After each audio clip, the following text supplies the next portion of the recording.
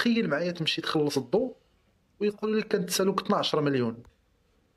انا استاذ ديال الماط وعمري درت تجاره ولا درت شي حاجه بحال هكا، شي حاجه تاع فيها الضرائب. نرجعوا لعام 2019، ضيعت لاكارت في السوق، مشيت درت ديكلاراسيون عند البوليس، صافي خرجت من عندهم ومشيت درت لاكارت جديده، قلت صافي نسيت الموضوع. دازت 5 سنين حتى لهاد السيمانه هادي مشيت نخلص الضو، والموظف دخل النمره ديال لاكارت، دخلها في السيستيم وبدا كيشوف فيا ومخلوع. قال لي يا استاذ عندك شركه في كازا وما خلصتيش الضريبه من 2019 والمبلغ 12 مليون. شنو هو الضريبه 12 مليون؟ مشيت لمديريه الضرائب، عطاوني الملف ديال الشركه، حليته ولقيت المصيبه. كاينه كونطرا ديال الكراء ديال المحل في كازا، وكاين فوتوكوبي ديال لاكارت تاعي القديمه، القديمه اللي كانت طاحت ليا في السوق، وزيد كاين التوقيع ديالي ولكن مزور.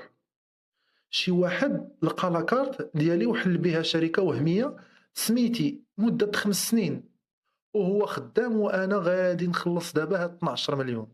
قلت للمدير راه ماشي انا هاد لاكارت راه طاحت ليا هادي 5 سنين. جاوبني استاذ حنا كنشوفوا الوراق، والوراق تيقولوا الشركه ديالك، بغيتي تحيد المشكل سير المحكمه وجيب لينا الحكم كيقول بلي انت ماشي مول الشركه، عاد نحيدوا لك الغرامه. مشاكل، ولا غادي يحجزوا لي على الصالير والدار وشحال من حاجه. رجعت للدار محبط ومقلق، وانا رجع السيناريو للور.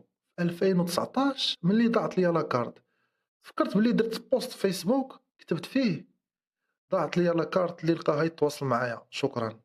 وانا ندخل الفيسبوك وكنقلب ورجعت للارشيف ديال 5 سنين اللور، لقيت بوست ولقيت تحت منه كومنتير.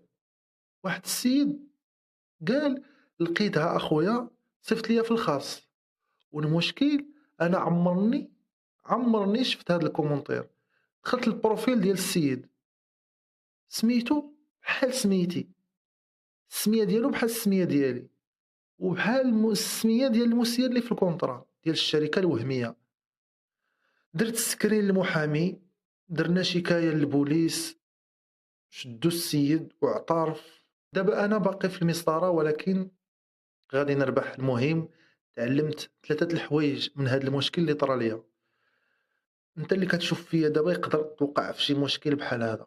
الا طاحت لك لاكارت اول حاجه خص ديرها هي تمشي تحرقها.